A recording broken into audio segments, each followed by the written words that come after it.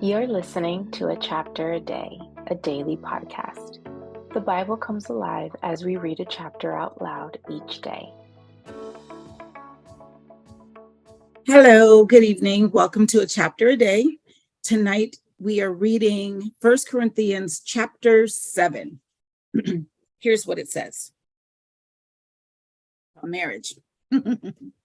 Now, for the matters you wrote about, it is good for a man not to marry. And the footnote on the bottom says, in another version, I guess it says, it is good for a man not to have sexual relations with a woman. Not sure which version that is, but it's there as well. So, but since there is so much immorality, each man should have his own wife and each woman her own husband. The husband should fulfill his marital duty to his wife, and likewise the wife to her husband. The wife's body does not belong to her alone, but also to her husband. In the same way, the husband's body does not belong to him alone, but also to his wife. Do not deprive each other except by mutual consent and for a time, so that you may devote yourselves to prayer. Then come together again so that Satan will not tempt you because of your lack of self-control. I say this as a concession, not as a command. I wish that all men were as I am, but each man has his own gift from God. One has this gift, another has that. Now, to the unmarried and the widows, I say, it is good for them to stay unmarried, as I am. But if they cannot control themselves, they should marry, for it is better to marry than to burn with passion. To the married, I give this command, not I, but the Lord. A wife must not separate from her husband, but if she does, she must remain unmarried or else be reconciled to her husband. And a husband must not divorce his wife. To the rest, I say this, I, not the Lord. If any brother has a wife who is not a believer, and she is willing to live with him, he must not divorce her. And if a woman has a husband who is not a believer, and he is willing to live with her, she must not divorce him. For the unbelieving husband has been sanctified through his wife, and the unbelieving wife has been sanctified through her believing husband. Otherwise, your children would be unclean, but as it is, they are holy. But if the unbeliever leaves, let him do so. A believing man or woman is not bound in such circumstances.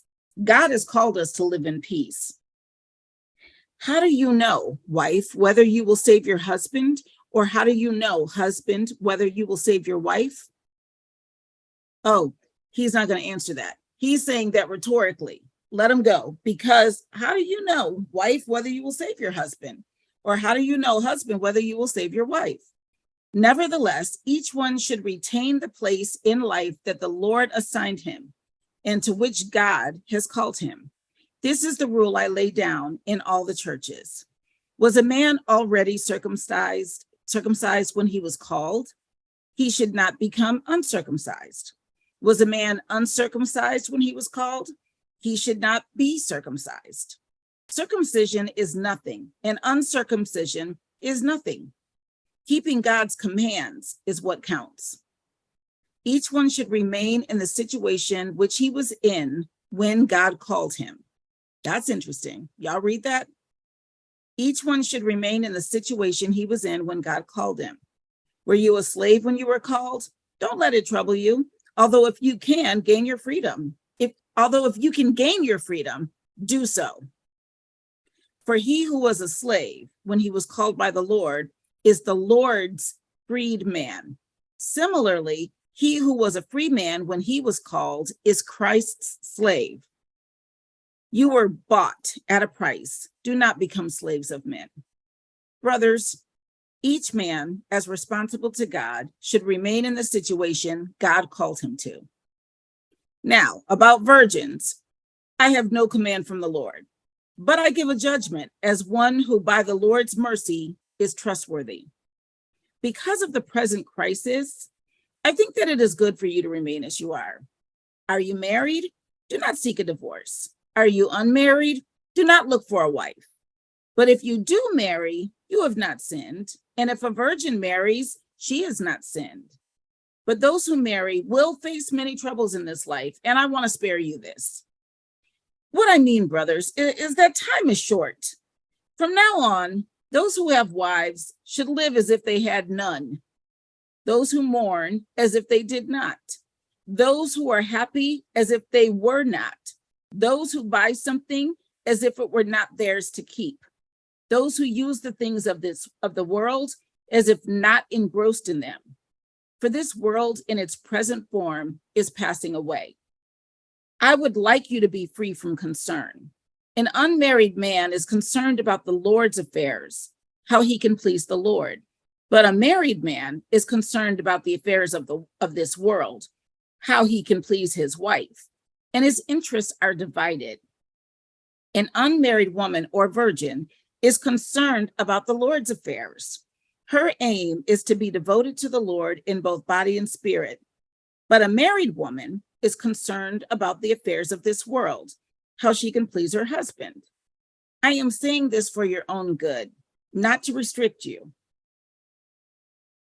but that you may live in a right way in undivided devotion to the Lord. If anyone thinks he is acting improperly toward the virgin he is engaged to, and if she is getting along in years and he feels he ought to marry, he should do as he wants. He is not sinning. They should get married. But the man who has settled the matter in his own mind, who is under no compulsion, but has control over his own will, and who has made up his mind not to marry the virgin, this man also does the right thing. So then, he who marries the virgin does right, but he who does not marry her does even better. And there's a footnote that says, oh, well, it's long. It says, if anyone thinks he is not treating his daughter properly and she is getting along in years and he feels she ought to marry, he should do as he wants. He is not sinning. He should let her get married. But the man who has settled the matter in his own mind, who is under no compulsion but has control over his own will, and who has made up his mind to keep the virgin unmarried, this man also does the right thing. So then, he who gives his virgin in marriage does right, but he who does not give her in marriage does even better. So that's the footnote. In some version, that's how it says it. It's not just about the husband and the wife, but the father who would give her in marriage. And then lastly, a woman is bound to her husband as long as he lives. But if her husband dies, she is free to marry anyone she wishes, but he must belong to the Lord. In my judgment, she is happier if she stays as she is. And I think that I too have the Spirit of God. Well, that was pretty interesting. I will tell you, personal note here, a lot of people have asked me if I'm going to remarry. Is that a priority, finding a husband? And I say no, it's not.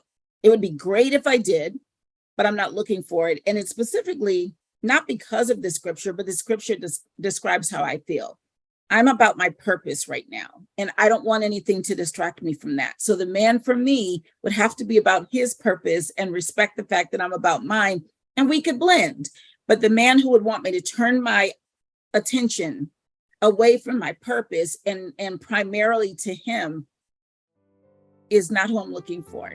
So I'm happy to remain single. So, which is what I think it's trying to say. Anyway, that's tonight's chapter a day. I'll see you tomorrow. I'll try to do it early.